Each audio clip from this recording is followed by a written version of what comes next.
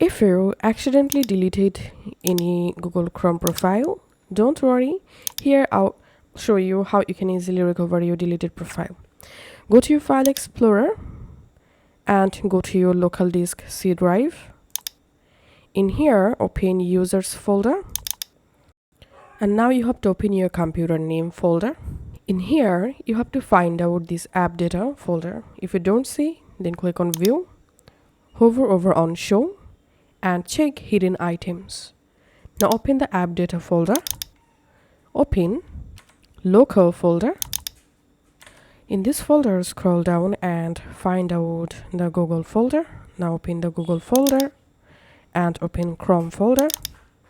In here, you find this user data folder. Now right click user data, click on show more options, and then click on restore previous versions.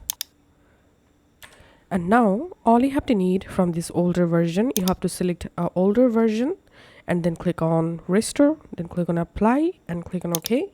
And that's how you can easily get back your deleted Chrome profiles.